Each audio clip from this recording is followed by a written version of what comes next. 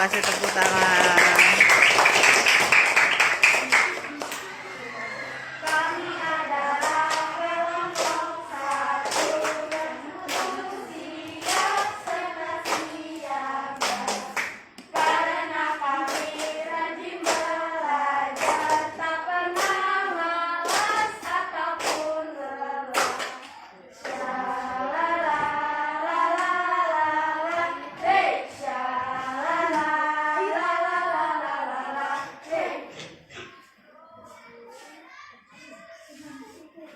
Assalamualaikum warahmatullahi wabarakatuh.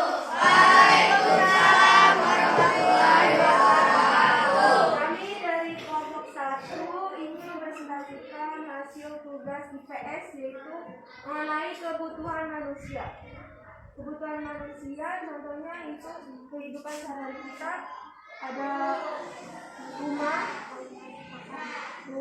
terus ada alat make up, makan dan minuman, kendaraan seperti motor atau mobil, dan pakaian.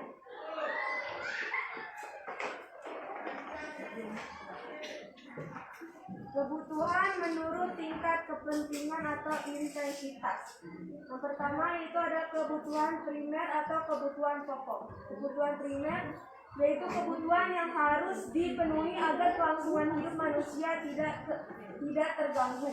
Contohnya Pegangin, itu ada Ra. sandang, pangan, dan Ara dipegangin. pakan. Kebutuhan yang kedua itu kebutuhan sekunder atau kebutuhan pelengkap. Kebutuhan sekunder yaitu kebutuhan yang pemenuhannya dilakukan setelah kebutuhan primer terpenuhi. Contohnya seperti sepeda motor, radio, dan TV. Kebutuhan menurut waktunya. Yang pertama ada kebutuhan sekarang. Kebutuhan sekarang yaitu kebutuhan yang harus segera dipenuhi. Yang kedua, kebutuhan yang akan datang. Kebutuhan yang akan datang yaitu kebutuhan yang persiapannya dilakukan sekarang dan pemenuhannya dilakukan pada waktu yang akan datang. Contohnya seperti kebutuhan untuk naik haji, kebutuhan rumah sendiri, dan asuransi kesehatan. Yang ketiga yaitu menurut sifatnya. Kebutuhan rohani. Kebutuhan rohani yaitu kebutuhan yang erat hubungannya dengan batin atau hati yang sifatnya tidak berwujud. Contohnya seperti kebutuhan belajar agama, hiburan, dan pendidikan. Yang kedua yaitu kebutuhan jasmani. Kebutuhan jasmani yaitu kebutuhan yang berhubungan dengan tubuh manusia dan sifatnya fisik atau material. Contohnya kebutuhan makan, minum, pakaian, dan rumah. Yang ketiga, yang keempat yaitu menurut subjeknya. Yang pertama kebutuhan tersier atau kebutuhan mewah. Kebutuhan tersier yaitu kebutuhan yang pemenuhannya dilakukan setelah pemenuhan kebutuhan primer dan sekunder. Contohnya itu ada kulkas, perhiasan, mobil, parabola, dan komputer. Yang kedua yaitu kebutuhan perorangan atau individu. Kebutuhan perorangan atau individu adalah kebutuhan yang penggunaannya untuk memenuhi kebutuhan bersama masyarakat. Contohnya seperti kebutuhan masyarakat terhadap jalan, pasar, sekolah, rumah sakit, dan tempat ibadah. Yang ketiga yaitu kebutuhan sosial atau kolektif masyarakat. Kebutuhan sosial yaitu kebutuhan yang hanya diperlukan oleh individu perorangan. Contohnya kebutuhan cangkul bagi seorang petani dan stetoskop untuk dokter. Selanjutnya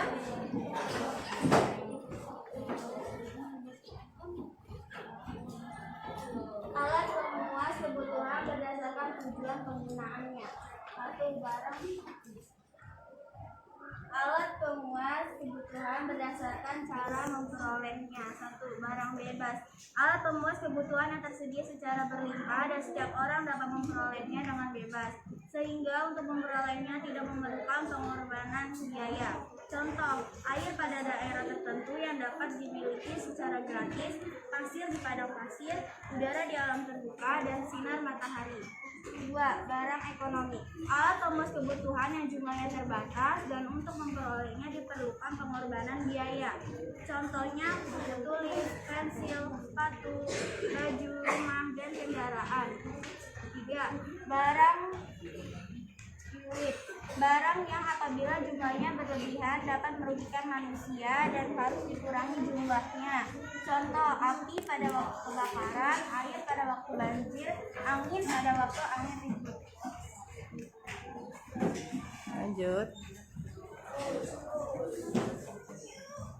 Berdasarkan fungsi hubungan pemakaian dengan barang lain.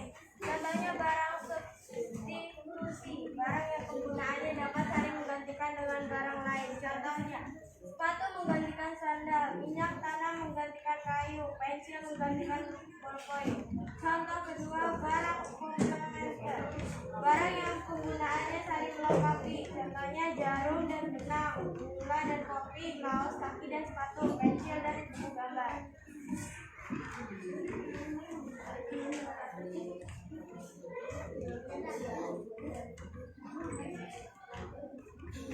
Barang produksi, barang berdasarkan penggunaannya. Barang produksi, barang yang digunakan dalam proses produksi dan dapat menghasilkan barang lainnya. Contoh, mesin jahit dapat menghasilkan pakaian, mesin giling padi dapat menghasilkan beras. Barang konsumsi, barang yang sudah siap untuk konsumsi. Contoh, lemari, mobil, dan lain-lain.